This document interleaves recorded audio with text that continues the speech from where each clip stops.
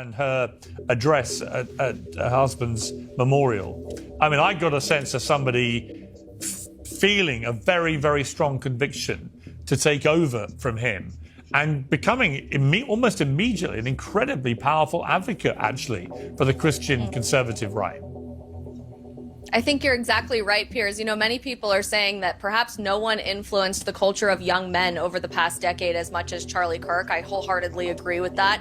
In returning to traditional masculinity and embracing objective truth and submitting to God in a culture telling you that your faith is oppressive in some way. Now there's this new frontier in the culture war conversation with young women, where the angry leftist feminist rhetoric that has just destroyed women's happiness over my lifetime in America is starting to lose its shackle on young women. I think Erica Kirk is really becoming a powerful voice for godliness, for morality, for forgiving of your enemies, for embracing a soft femininity. I'm incredibly excited to see her in this new role at Turning Point USA. And I have to just end by saying that as an Irish Catholic myself, it was very noticeable to me that whether you're on the American Christian right or the American Christian left, in the end, actually, God decided it would be an Irishman that would win the Ryder Cup. So there you go. Oh, what the hell are you talking about, bro? Wow. Hey, shout out to Pierre for that stupid joke, I guess, at the end. We're going to move to another debate. It's going to be Andrew Wilson debating Vince Wilson and Corbyn on Trump collecting power. It's going to be interesting. I love Andrew Wilson when he goes against some of these leftists. Also, the rattlesnake is going to be in this one as well. He has the authority, but it's not denying the fact that he has subverted the will of Gavin Newsom. I'll concede the point that Newsom definitely did not want Trump to federalize his National Guard or send in the Marines. That's not in question. Okay, so then Trump subverted the will of the governor then. I don't know if I'd use the language subvert the will. He disagreed that he didn't have the authority to nationalize the troops if Gavin Newsom wasn't executed. Just move forward. Guys, I'm going to bring it right back to this, I promise you. All right, thank you, Andrew. Corbyn. Well, there's a lot of different aspects, I guess, of Trump's he said he was Catholic. I didn't even know he was Catholic. Authoritarianism that you could talk about.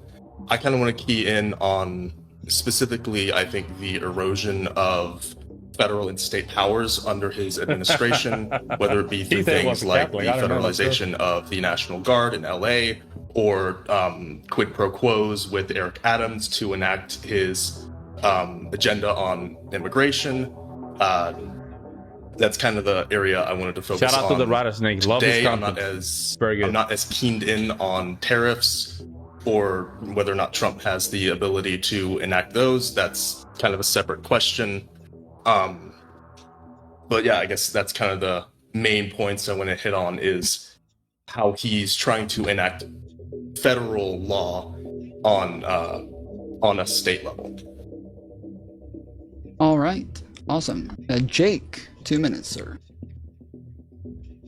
Thank you very much for having me today, Tom Fuller. It's good to see you. It's even good to be here with the Libs today. It's good to see you guys too, Libs. Thank you. Good to see you. So I am not American. I'm Australian. I don't exactly live in Britain. I don't exactly live and breathe the politics, but from an outside point looking in, I think that Trump is doing actually a really good job. The idea that he's some sort of authoritarian is nonsense, and I'm looking forward to getting into some definitions of what exactly you guys mean by authoritarian. What I see is a leader doing what he was elected to do, essentially. I mean, taking back the power from entrenched elites, NGOs, and bureaucrats who are never chosen by the people. Few quick points. I mean, Trump doesn't necessarily look to me as though he's consolidating power anywhere near the levels that his critics claim, especially with claims like fascist and authoritarian and the likes. He's cutting down on bureaucracies that run the country without accountability. Under Biden, elected officials were making the big decisions. That's the real deep state. So Trump is just following through on campaign promises to dismantle it. To the extent that he's consolidating power, I don't think there's anything unusual. Every president does this, and I feel as though the leftists do this just as much, and they're just grumpy because they're not really used to seeing Republicans do this.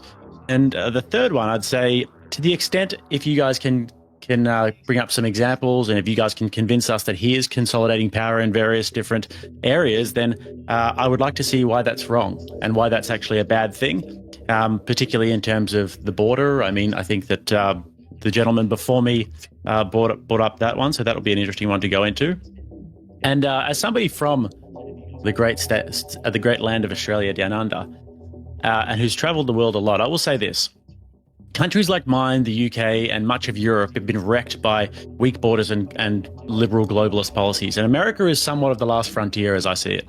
If Trump succeeds, he actually sets an example that the Western world desperately needs. So, I was going to say, guys, thank you so much for keeping the chat nice and clean. Very nice debate. I'm just reading what you guys are going back and forth. Love these debates. I don't think he's a dictator in the making. I think he's doing what the left has been. The debate's title is Trump collecting power, doing and has done for themselves, and the only difference is this time it's not on their terms. So with that, I'll get on to the next one. Back. Awesome. Thank you, sir. And then also, Corbin, double check your mic. I'm not positive that you're on the wrong mic, but you might be. And then Vince, go ahead. 2 minutes, sir. Be on the right one. Yes, sir. All right. So has Donald Trump consolidated power? Let's keep focus on this. This is at the core of the debate right now, not whether or not necessarily Donald Trump is in fact an authoritarian, whether or not he is a fascist. That is the topic of the debate. Already, man. Has Donald Trump consolidated power? The answer is absolutely yes, through emergency powers, lawsuits, and even threats of military force. Trump has pushed the boundaries of executive authority. His intentions were clear when he stated, I have the right to do anything I want to do. I'm the president. People like him is basically this type of dude that if they really live in an authoritarian government, they will not even see it coming. They don't even have the idea of how that even looks. Authoritarian? Really authoritarian? You know what that means? That means that you have no control as an individual. The state controls everything. If you go against the state, they're going to delete you. It's an authoritarian country. These dudes have no idea what that means. Each time power shifts away from Congress and the courts, we inch closer to authoritarian rule. Notice what I said, inch closer to authoritarian rule. A system where one man makes the laws and is accountable to no one but himself. That's it. All right. Sorry, is my mic okay now? Or yeah, it sounds good. Yeah. Okay. All right. Yeah, sorry, I'm on my mobile mic. It's kind of crappy. I don't have my regular one with me right now. No problem. So yeah, for the most part, I'll let you guys lead the conversation. If there's parts that I want to clarify, please allow me to jump in for a minute and just clarify things. Sometimes for you guys, sometimes for the audience, sometimes just for myself because I'm not all that right. But with you guys having the claim, I will let Vince go ahead and jump us off. Sure. Andrew, you said that Trump did not defy the Supreme Court. What do you mean by that? Yeah, what higher court rulings have been issued by the Supreme Court which he's defying? Well, I'm asking you. You said he did not defy the Supreme Court. So what do you mean by he has not defied the Supreme Court? What are you saying by that? To my knowledge, the Supreme Court has not issued any rulings in which he is not complying with. Great. So what about Abrego Garcia when I believe on April 10th, the Supreme Court ruled they needed to facilitate the return of the administration, and then the administration then dragged their feet, ignoring Judge Paul Zinnes to return them. And it was not until June 6th, months later, that they ended up returning Abrego Garcia after they said that they had tried and dragged their feet saying they would. It took Judge Zinnes multiple times telling them they needed to facilitate the return, and they did not facilitate the return. So would you agree then on that case that he defied the Supreme Court? I'm really confused. Hang on, I'm really confused. It sounded like you just said the guy was returned. Oh, wait. But the original claim is that he did not defy the Supreme Court, right? I'm confused how he defied the Supreme Court when he returned the guy. Gotcha. So then he did not defy the Supreme Court initially, then, is what you're saying, then, right? So you would acknowledge that they're discussing the Maryland man. And you know what's crazy? They call him the Maryland man because they don't want to call him an illegal immigrant. And I mean, it's just funny how the media like to just play with words. It's just basically an illegal immigrant from Salvador. So all branches of government have... And the argument of this dude is supposedly that Donald Trump defied some court order. but there was not an order. First off, he has some deportation orders, but then when the I don't think it was the Supreme Court. I think it was a federal court or something like that. They decided you have to bring him back. He just brought it back. It didn't take many days either.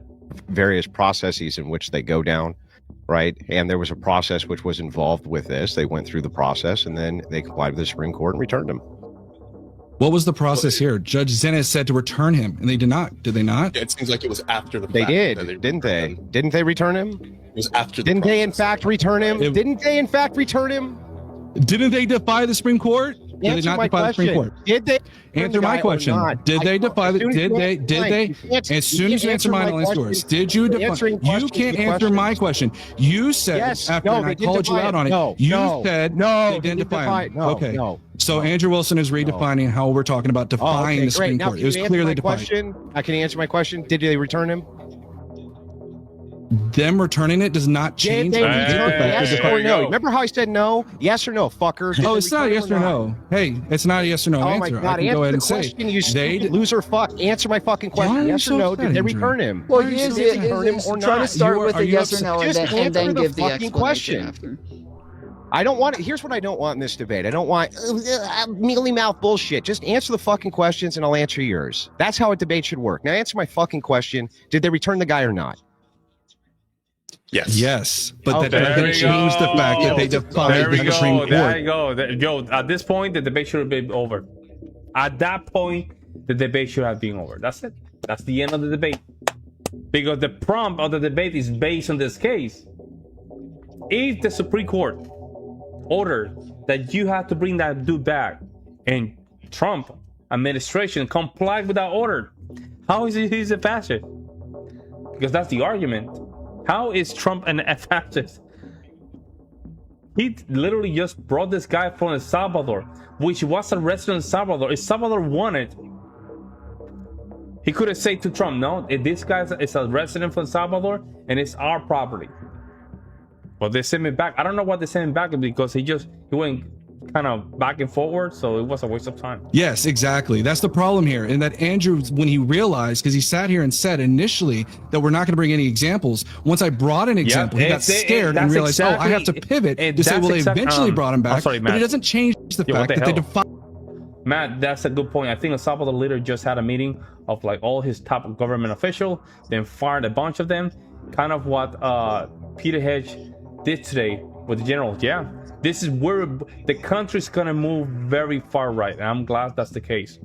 And I'm glad that that's the case, because we need this, guys, in order for us to really restore our culture, the Western Valley, and a lot of stuff. We have to go.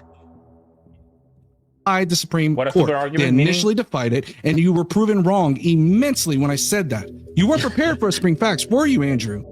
So they went through the process and then they went. You got me. They went through the process and then returned him. Oh my God! Constitutional crisis! Holy shit! What an authoritarian dictator! You got me.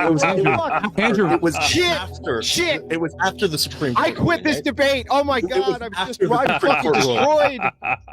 Fucking idiot! They returned him. They went through a process. it Yes, was that's after how the- it works. This is hilarious. He's trying to redefine how define works. Do we need to pull up the definition of define, Andrew? Well, I think pull at the this definition point of define. we would have to say Define, that define. because it Give me a sounds like definition for definition. Vince, you're saying that they defied the courts for a time and then eventually abided by the court order. Correct, Vince? Sure. But Okay. the question So they was, ultimately Andrew abided by asked, the Sure, order. sure, exactly. So you're saying that Ultimately, but they initially defied the Supreme so You're Court. saying for that period of time, what was it, Yes. 2-3 months that you're saying they defied the courts No, for it that was not period of months. time. It was not months. It And was literally Andrew's days. saying, okay, they Sure. It was literally days. It was not that month. So many. It was not month. eventually got it. So Andrew, do you agree that they defied the doesn't court? change the that's fact what they we defied got the to Supreme do. Court. So how in hell? Think about this. Yeah, I think that Basically, when you I'm have sorry. court What rulings, in the hell's especially, going on with this, man? It's like, thank you. It's like this thing is not working properly. So basically, Trump. So the argument to do with this, basically, Trump defied court order because before there was an order, he should have knew that the court was gonna just defy court decision to just send that guy to Salvador, I guess. So therefore, he's a fascist. I think that's what he's trying to argue. There was a court order. He said you have to bring the guy back, and the Trump administration not obligated to do so. Not obligated to do so because he was an illegal immigrant. And he was a citizen of Salvador. They still sent him back to the United States for nothing, to waste time. In new court rulings especially, there's usually a process for compliance. So this will happen on every level of government. Whether or not this is executive branch or not, there's going to be a process in which to comply. And I think they went through a process for compliance with that ruling. They wanted to exhaust all of their avenues on it. I would do the same exact thing if I was an executive. When they couldn't exhaust anymore, they followed through with what the order was. This is how branches of government work. I don't know what's wrong with you, bro. That's how they work. Yeah, the way it works is that when someone sits there and a judge says to bring them back, and they drag their feet after numerous times of being told to bring them back. And by the way that they were arguing this was they were arguing on the case of saying that this is facilitate. And so they argued on that merit alone. But the problem is they continued to drag their feet. So again, you want to pivot off with it? That's fine. We can talk about the judicial injunctions if you like, That's about it. how they're defining those Yeah, injunctions. you're right. Right, Helly. That's it. The best argument for them is they have to just go to the extreme that Trump is a fascist because he sent a guy to El Salvador, and somehow somehow without knowing whether or not the court was gonna defy that order, hey, Trump is a fascist because he should have known that the court was gonna say no, instead of just going through the process, and then still he just brought that guy back. Well, he's still a fascist. Again, these kind of people would not understand. If they get like real fascists, I think they will poop their pants. I don't even think these people really understand what fascism means. Namely the Harvard Research Grant funding, federal grant and loans frozen, tariffs under the International Emergency Economics Power Act. We can talk about that, which is a big theme of this administration. You're just reading your talking points. Let me bring up the next point then. I'll bring up the next point since we gave you guys the first. You're not going to engage on that, are you? Okay, let's go on to the next point. Hang on. We'll get back to it. But don't you think it's fair that if you get a point to bring up, that we can bring up a point as well? And it was something which was mentioned in the. I'd like you to address my point, but if you want to go. Okay, so anyway, you brought up what happened in the LA riots as part of your point for authoritarianism. This is over to Corbin. I did, or Corbin? Okay. Corbin, whose name is not yours. So anyway, Corbin, you brought this up as though this was some authoritarian act by the Trump administration. Are you aware? Like, we watched those riots every single night on sometimes as many as 15, 20 cameras at a time, watching what was going on. Pivot. Watching the. My what a pivot. I'm not no, because again, I think this is hysterical. No. Andrew, I just called Andrew out on 3 other particular issues. Let him ask his question. Andrew just totally pivoted over to the LA riot. Let him ask his question first. Let him ask his question first. Let him ask his question. Real quick. Let me. Yeah, let Andrew. I mean, are you sure? It seems that the Vince is very upset that we're allowed to have points and he's allowed to have points. I'm sorry about that, Vince. But anyway, I asked you to address my points that you are running away from. You're running away from them. Why are you running away from them? Did I not tell you that we would come? Did I not tell you that we can come right back to this? You get a point, we get a point. Isn't that fair? But it works where you address my point. Okay, that's fine. Run away, Andrew. Go ahead. Run away, Andrew. Go ahead. Go ahead. So, yeah. Okay. Run away from this point, Vince. You're just running away. You're just filibustering, making sure that your partner can't ever respond because you're a fucking coward. Anyway, you're running away from addressing the point because you're afraid of actually engaging with the facts of the case. Because you don't like engaging with the facts. Rudely interrupted by your dork. Oh, Fifis. Go ahead. I would like to have you actually address this. So we were watching these on the cams each night. And we saw that the police were clearly standing down. They were not enforcing the order. You're saying that political debates are a waste of time. No one cares about finding the truth. The problem is that the political debates are very important because it's avoid kinesthetic conflict, right? By having debate, that's why you avoid getting to the kinesthetic conflict. You want to avoid that. That's why we have these type of debates back and forward. That's the only reason. If you don't have political debates, then you have one ideology against another ideology, just deciding some of these ideas by physical force, which is very dangerous. That's why you have political debates. I know that can be annoying, but it's very important to understand both sides of the equation. That way, if you are in a side of more conservative, you can strongly prepare yourself for some of these arguments and understand why.